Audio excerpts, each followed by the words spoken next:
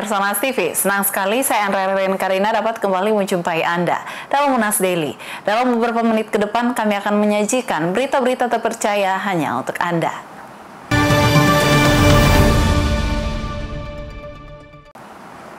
Pemirsa, Fakultas Keperawatan Universitas Hasanuddin mendapatkan giliran melakukan konsultasi hasil medical check-up 2025. Kegiatan tersebut merupakan tindak lanjut dari pemeriksaan medical check-up yang sebelumnya telah dilakukan. Usai pemeriksaan medical check-up bagi dosen dan tenaga kependidikan di lingkup Universitas Hasanuddin, tahapan itu dilanjutkan dengan konsultasi hasil medical check-up atau MCU. Kali ini konsultasi hasil diperuntukkan bagi Fakultas Keperawatan Selasa 14 Oktober 2025. Kegiatan ini bertujuan untuk memantau kondisi kesehatan sivitas akademika secara berkala sekaligus meningkatkan kesadaran pentingnya menjaga kesehatan di lingkungan kerja. Melalui sesi tersebut peserta dapat berkonsultasi langsung dengan tenaga medis terkait hasil pemeriksaan kesehatan mereka. Baik itu terkait pengukuran tekanan darah, kadar kolesterol, gula darah, hingga fungsi organ tubuh. Dokter juga memberikan rekomendasi sesuai hasil individu, baik terkait pola makan, olahraga, maupun pengendalian stres kerja. Dekan Fakultas Keperawatan Profesor Dr. Eli Elsjatar Eskep MKes menyambut baik kegiatan konsultasi hasil MCU tersebut.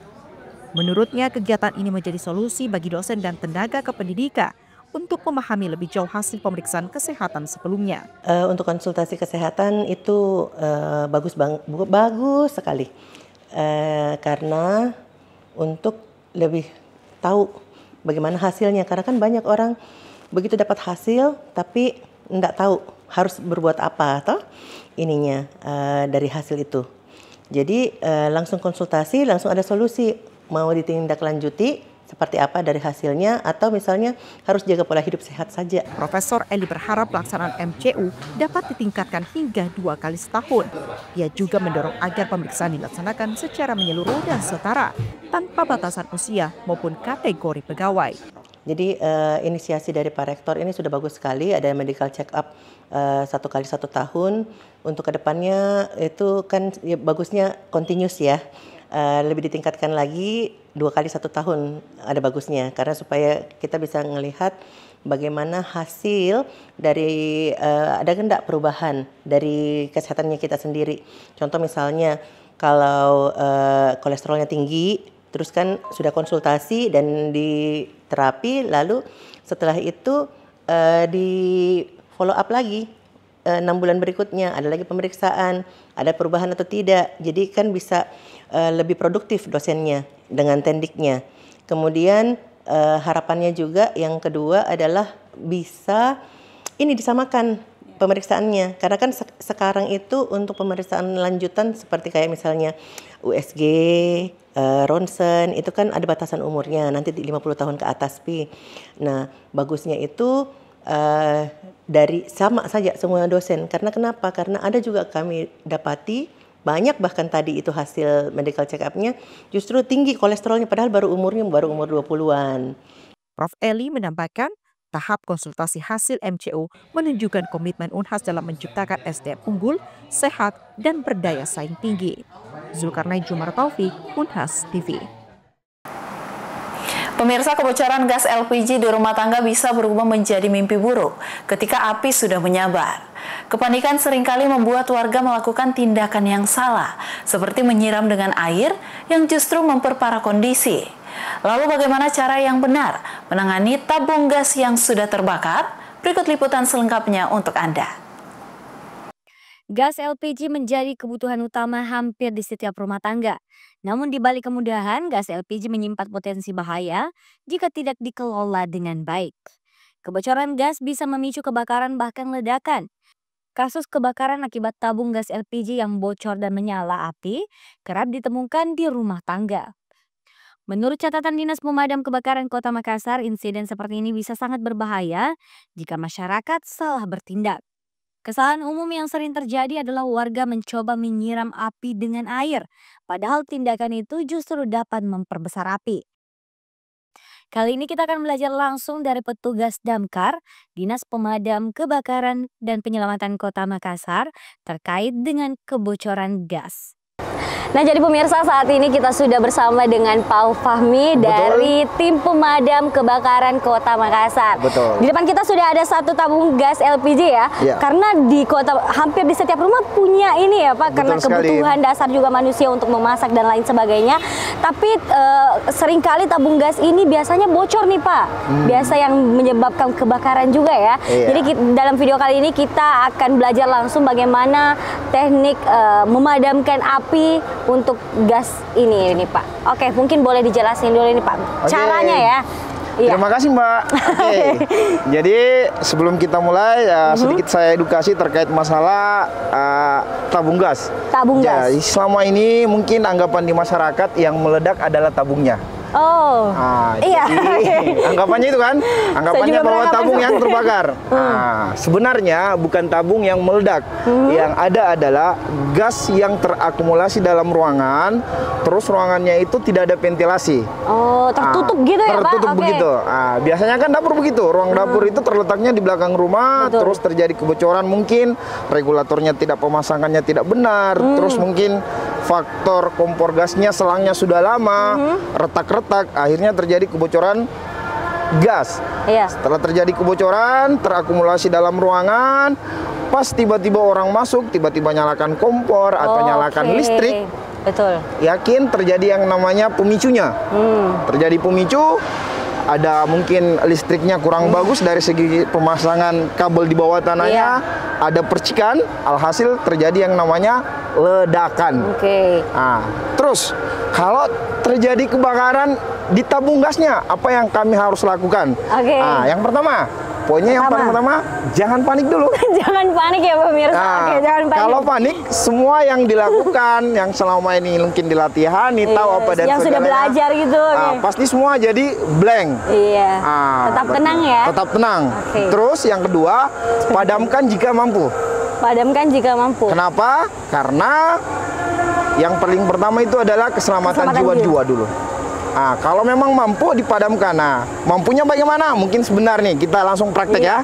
Kita praktek terkait mungkin terjadi kebocoran pada tabung gas. Yang pertama, ini contohnya kurang lebih kayak begini. Saya nggak jauh ya Pak. Aman ya, aman. Ini regulator yang saya gunakan adalah regulator bertekanan tinggi. Yang notabene paling banyak digunakan di penjual gorengan, sari lauk. Di rumah juga biasa ya Pak? Di rumah jarang. Jarang ya? Kenapa jarang? Di rumah itu sebenarnya regulator sudah didesain sesafety mungkin. Di rumah itu yang digunakan adalah regulator tekanan rendah. Otomatis semburan apinya kecil dibandingkan dengan regulator tekanan tinggi. Biasanya ini di rumah makan ya Pak? Di rumah makan paling banyak. Kalau menggunakan regulator tekanan tinggi, ini besar kecilnya gas bisa diatur sesuai dengan kemauannya. Mau besar gasnya agak di setel terbuka lebih besar, otomatis apinya semakin besar. Sekarang kita coba ini. Yang pertama. Ini regulator yang regulator. Ini. Nih, tadi saya bilang terjadi kebakaran. Apa yang saya harus lakukan? Saya assalamualaikum ya. Bapak, pertama jangan panik. Jangan panik dulu, tenang. Selama ini kan beranggapan bahwa tabung gas ketika terbakar langsung meledak. Buktinya kan?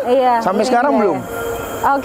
Ini jangan panik karena terbiasa ya. Yang kedua, padamkan jika mampu. Saya ini mampu caranya dengan menggunakan kain basah. Itu cara tradisional ya betul. Pak?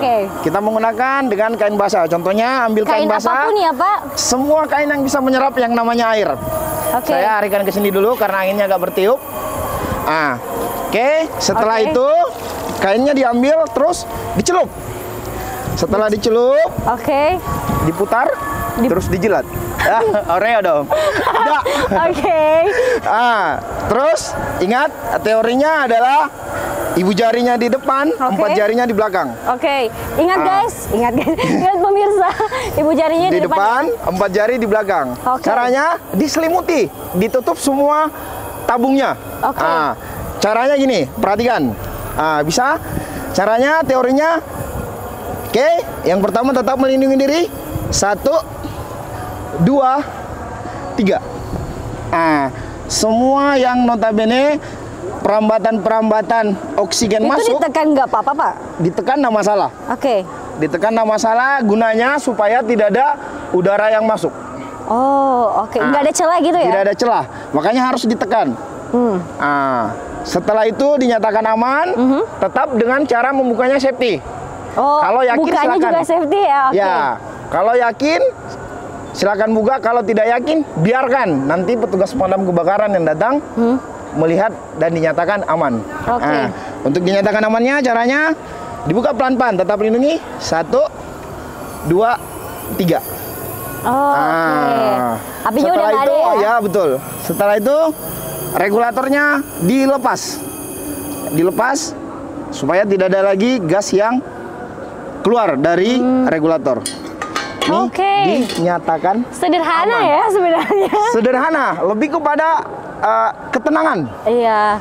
Kalau Karena sudah Pak- terbiasa, tahu tekniknya, biasanya kan di masyarakat ketika mungkin terjadi kebocoran gas, yang meledak adalah tabung. Padahal bukan. Padahal bukan tabungnya ya. Betul. Yang meledak adalah ketika gas sudah terakumulasi dalam ruangan tertutup, ada pemicu Seperti mungkin dari api, listrik. apa dan segalanya, truk langsung terjadi yang namanya Oke. ledakan. Ini kan tadi menggunakan cara tradisional ya, Pak.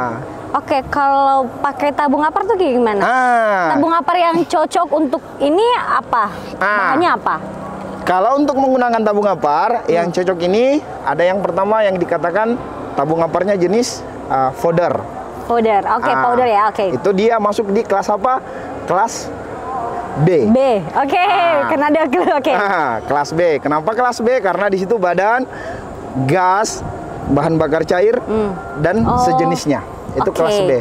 CO2 boleh tidak? Boleh. Nah, tapi kalau digunakan di ruang tertutup, oksigennya kan besar. Otomatis daya padamnya kurang. Oh, oke. Jadi lebih mempan yang powder ya, Pak? Lebih efektifnya kita harus menggunakan powder. Oke. Langsung kita praktek boleh?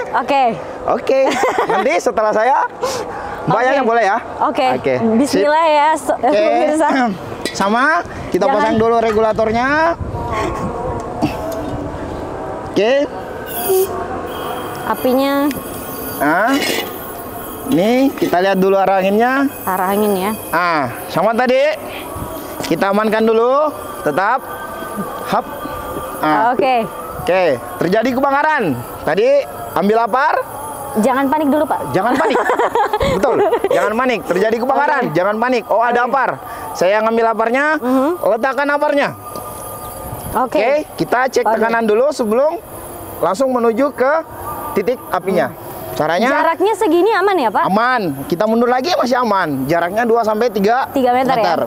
Oke, jongkok. Setelah jongkok, kita lepaskan pin pengaman. Lepaskan pin pengaman. Putar ya. Putar. Tarik. Terus tarik. Setelah itu bebaskan selang. Bebaskan selang. Cek tekanan. Cek tekanannya harus di posisi aman. Kalau di posisi mbaknya tidak aman karena nosselnya mengarah sama mbaknya. Amannya di mana, Mbak? Yang notabene tidak ada orang. Kosong ini. Kita cek tekanan, tekan 1 kali. Oke. Bunyi aman? Oke, angkat tadi. Jangan berlawanan dengan arah apinya. Anginnya. Oh ya, anginnya. Mbak, jaraknya 2 sampai 3 meter, semprot. 1 kali aja. 1 kali aja. Oh. Oke. Mbaknya boleh? Silakan. Langsung sekalian coba. Mumpung masih ada tekanannya. Saya nyalakan. Pak, tuh dulu. Ini. Oke, pegang. Handle, tekan. Semprot. Oke, aman? Udah. Aman. Oke. Kembali. Putar. Regulator dinyatakan aman. Clear. Lepaskan. Mundur. Nyatakan. Apinya padam. Oke, jadi sebenarnya cukup sederhana ya cara pemadaman untuk tabung gas itu ya. Tadi ada cara tradisional pemirsa, kemudian ada yang cara modern ini. Yang tradisional perlu diperhatikan cara-caranya tadi sesuai ibu jari dan di depan, 4 jarinya di belakang, Pak. Oke, kemudian harus ditutup sampai nggak ada celah ya. Nggak ada celah. Nah, kita isolasi oksigennya supaya tidak masuk lagi dalam gas itu. Oke, tadi sempat sebelum dibuka kembali handuknya, kalau nggak yakin tuh Kenapa Pak? Kalau nggak yakin dalam artian begini, saya tidak yakin. Mungkin pada saat dia membuka terjadi yang namanya penyalaan kembali. Oh, oke. Biasanya terjadi begitu kalau tidak sempurna. Cara tutupnya tutupnya. Biasanya ditutup nih, dilempar. Cek tertutup tapi tidak sempurna. Dilempar itu nggak boleh. Kita harus tutup terus ditepuk-tepuk diameter tabungnya supaya tertutup dengan sempurna. Makanya caranya tadi harus seperti diselimuti gitu ya. Betul. Terus ditepuk-tepuk pinggiran tabungnya supaya ceritanya oksigen atau udara yang masuk terisolasi masuk ke dalam tabung. Terus tambahan, kalau yang cara tradisional jangan terlalu beranggapan bahwa di rumah saya tidak ada kain atau handuk, apa yang perlu saya gunakan lagi. Banyak bisa menggunakan pasir. Oh, pasir ya? Pasir, boleh silakan. Yang jelas intinya ketika mungkin menggunakan pasir harus menutupi dengan yang sempurna tabungnya. Maksudnya pasirnya langsung siram aja langsung. Oh, Siram. Terus bisa menggunakan tanah, boleh. Yang jelas intinya kita harus tutup dengan sempurna celah atau tempat keluarnya gas tersebut ya. Karena kita mengisolasi oksigen untuk masuk kembali ke dalam semburan gas itu. Jadi kalau nggak ada kain, tapi mustahil sih nggak ada kain di rumah. Mbak. Bisa menggunakan pasir atau tadi pakai tanah ya. Tapi kalau di rumah kalian ada apar, langsung gampang banget ya. Sisa tadi sudah dipraktekkan juga cara menggunakannya. Satu kali semprot, api padam. Saya sarankan juga dalam kali ini untuk di rumahnya selalu standby yang namanya apar. Kenapa? Pencuri yang paling menyakitkan itu adalah kebakaran. Kita mengumpulkan mungkin harta sampai bertahun-tahun, ketika terjadi kebakaran mungkin 1 jam atau 2 jam sudah ludes dengan sendirinya. Ingat, ini adalah penanganan api awal. Karena kita selalu berbicara dengan golden time. 5 menit mampu dipadamkan kebakarannya, kerugiannya kecil. Iya, betul sekali. Jadi dihimbau kepada seluruh masyarakat untuk memastikan di rumahnya memiliki tabung apar ya, karena penting sekali. Karena ketika api itu tidak berhasil, apapun yang kita kumpulkan selama ini bisa lenyap dalam seketika. Terima kasih banyak Bapak Fahmi atas edukasi yang telah diberikan hari ini. Semoga bermanfaat untuk kita semua, terkhususnya kepada seluruh Sobat Unhas TV. Dan untuk itu pemirsa, saya Zara Sabita Suceng pamit dan sampai jumpa. Konten kreator asal Makassar, Rijal Jamal, berbagi tips mengenai kemampuan public speaking yang mampu menghubungkan semua skill lainnya yang dimiliki individu. Menurut Rijal Jamal, latihan kontinu, persiapan yang matang, dan pengendalian diri menjadi kunci untuk menguasai public speaking sebagai bekal wajib bagi generasi muda. Bicara lancar di depan orang banyak seringkali menjadi tantangan. Padahal kemampuan public speaking terbukti mampu membuka peluang karir, membangun relasi hingga meningkatkan kepercayaan diri. Terlebih di tengah tuntutan era digital saat ini, public speaking tak lagi terbatas untuk pemimpin atau pejabat. Setiap orang yang ingin didengar dan dipercaya membutuhkan keterampilan ini. Konten kreator asal Makassar, Rijal Jamal menyebut jika public speaking adalah satu-satunya kemampuan yang dapat menjadi penghubung skill-skill lainnya.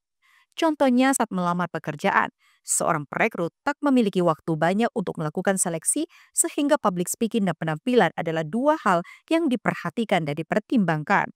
Selain itu, public speaking bukan hanya sekedar berbicara apa adanya, tetapi lebih ke arah menyampaikan pesan yang tepat, meyakinkan dan bisa mempengaruhi. Public speaking itu menjadi penting karena dia menghubungkan skill-skill lain. Orang tidak punya banyak waktu untuk mengetahui diri kita dan membaca CV kita. Dia hanya bisa tahu dari 2 hal. 1 penampilan, 2 cara ngomong. Maka penting. Nah, yang paling penting juga buat Civitas Akademika, 2 hal kalau mau kuat dalam public speaking. 1, perbanyak wawasan. Karena orang kekuatan bicaranya itu dari apa yang dia tahu. Bagaimana mungkin kita mau bicara kalau tidak ditahu. Jadi perbanyak wawasan. 2, biar banyak wawasan kalau tidak dibiasakan. Tidak ikut latihan, belajar praktek. Karena practice make perfect. Ikut pelatihan, banyak disediakan. Dan ini menjadi kesempatan untuk kita angkat reputasi dan personal branding kita makin baik. Public speaking adalah bekal wajib bagi generasi muda. Latihan kontinu, persiapan yang matang, dan pengendalian diri menjadi kunci untuk menguasainya. Zulkarnain Jumar Taufik, Aminah Rahma Ahmad, Unhas TV. Pemirsa, Lembaga Sertifikasi Profesi Universitas Hasanuddin atau LSP Unhas siap menjadi tuan rumah penyelenggaraan Rapat Kerja Nasional dan Seminar Nasional Forum LSP P1 Perguruan Tinggi Indonesia. LSP Unhas menargetkan kegiatan tersebut dapat menjadi tonggak penguatan sistem sertifikasi profesi di lingkungan perguruan tinggi. Lembaga Sertifikasi Profesi Universitas Hasanuddin siap menjadi tuan rumah penyelenggaraan Rapat Kerja Nasional dan Seminar Nasional Forum LSP P1 Perguruan Tinggi Indonesia. Kegiatan tersebut dijadwalkan digelar pada 1 hingga 2 November 2025 di Unhas Hotel and Convention serta Gedung LSP Unhas. Rapat Kerja Nasional dan Seminar Nasional tersebut merupakan agenda perdana yang diselenggarakan sebagai upaya memperkuat sinergi dan kolaborasi antar lembaga sertifikasi profesi di tanah air. Mengusung tema sinergi dan kolaborasi LSP Perguruan Tinggi atau SDM Unggul Indonesia, acara ini diharapkan mampu membangun kekuatan kolektif dalam pengembangan skema sertifikasi, peningkatan kompetensi asesor, serta penguatan standar operasional di perguruan tinggi seluruh Indonesia. Konsorsium LSP P1 Perguruan Tinggi sendiri dibentuk sebagai wadah komunikasi dan koordinasi antar LSP di lingkungan kampus. Melalui forum ini, setiap LSP dapat berbagi pengalaman, menyusun program strategis, serta memperluas jejaring kerjasama di tingkat nasional maupun internasional. Menurut Ketua LSP Unhas, Dr. Insinyur Mukti Ali STMT PhD IPU, penunjukan LSP Unhas sebagai presidium konsorsium merupakan bentuk pengakuan atas kemajuan pesat yang dicapai dalam waktu singkat. Salah satu kegiatan pertama yang akan dilakukan oleh konsorsium LSP P1 Perguruan Tinggi seluruh Indonesia. Nah, konsorsium ini saat ini menjadi koordinator adalah LSP Unhas. Nah itu. Nah, kenapa LSP Unhas menjadi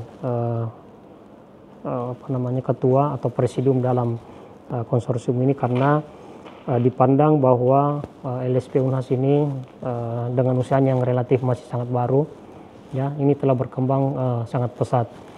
Ini ditandai dengan dalam usianya yang baru sekitar 3 tahun kita mendapat lisensi. Saat ini LSP Unhas telah memiliki 65 skema terverifikasi BNSP. Ya, di samping itu juga saat ini kami telah memiliki asesor sejumlah 138 asesor. Dalam Rakernas dan Seminar Nasional tersebut akan dilakukan beberapa agenda penting, mulai dari pelantikan pengurus konsorsium, penetapan anggaran dasar dan anggaran rumah tangga, hingga penyusunan program kerja strategis untuk penguatan LSP P1 di seluruh Indonesia. Manajer Bidang Standarisasi LSP Unhas, Dr. Insinyur Sahiruddin SPT MSI IPN ASEAN Engineering, menyebut jika penunjukan Unhas sebagai tuan rumah merupakan suatu kehormatan sekaligus tanggung jawab besar untuk mendorong kemajuan sistem sertifikasi nasional. Saya kira merupakan suatu kehormatan yang besar bagi Universitas Hasanuddin karena dipilih sebagai tuan rumah pelaksanaan untuk musyawarah nasional dan Rakernas yang pertama kali saya kira. Dan memang untuk presidennya juga kita dari Unhas, jadi memang betul-betul ini suatu kepercayaan yang besar yang diberikan oleh teman-teman perguruan tinggi negeri yang lain. Dan seperti yang disampaikan oleh Pak Ketua tadi, bahwa kita mengundang beberapa tokoh-tokoh sentral dari organisasi LSP ini, ada kepala BNSP, kemudian beberapa LSP yang ada di seluruh Indonesia, yang tentunya akan berkumpul di Unhas ini, di tempat kita ini, untuk menggagas tentu beberapa konsep-konsep besar yang penting untuk kemajuan secara umum ya untuk LSP yang ada bernaung di bawah konsorsium LSP P1 PTN. Mukti Ali berharap dengan penyelenggaraan Rakernas dan Seminar Nasional ini terbentuk sinergi yang lebih kuat antara LSP P1 di seluruh perguruan tinggi Indonesia, serta kolaborasi dan kesetaraan antar perguruan tinggi. Pihaknya pun optimis mampu memberi kontribusi nyata dalam menyiapkan sumber daya manusia unggul Indonesia. Andi Putri Najwa, Unhas TV. Pemirsa Fakultas Ilmu Sosial dan Ilmu Politik Universitas Padjadjaran menggelar orasi ilmiah bersama Anies Baswedan dalam rangka Disnatalis ke-67 FISIP Unpad pada Senin 13 Oktober di kampus Jatinangor. Orasi ilmiah ini mengangkat tema peran pendidikan tinggi dalam membangun karakter bangsa. Fakultas Ilmu Sosial dan Ilmu Politik Universitas Padjadjaran menggelar orasi ilmiah bersama Anies Baswedan dalam rangka Disnatalis ke-67 FISIP Unpad pada Senin 13 Oktober di kampus Jatinagor. Orasi ilmiah ini mengangkat tema peran pendidikan tinggi dalam membangun karakter bangsa.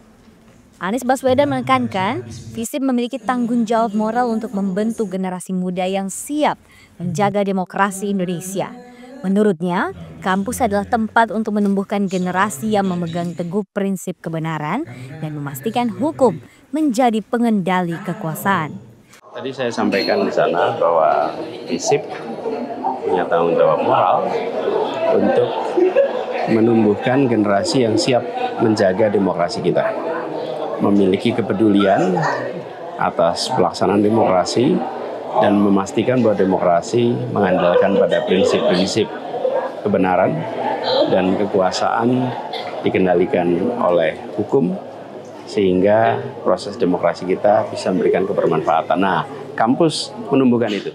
Sementara itu, Dekan FISIP Unpad menyatakan di usia yang ke-67, FISIP Unpad berkomitmen untuk terus berkembang hingga ke level internasional.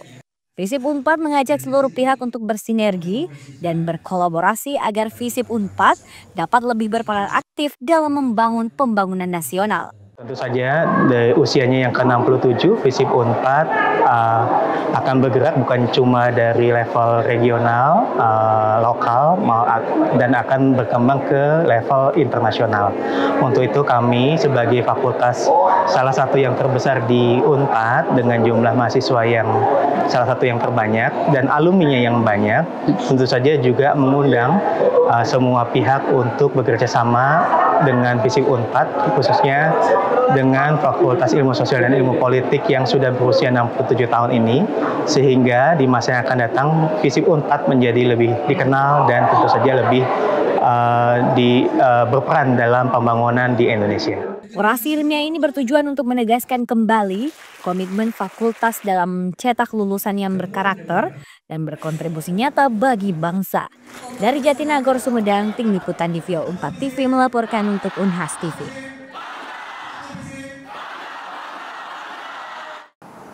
Pemirsa, berita tadi sekaligus menutup perjumpaan kita hari ini. Jangan lupa untuk terus saksikan Unas Daily hanya di Unas TV. Saya Andra Reren Karina mewakili kru yang bertugas. Pamit undur diri dan sampai jumpa.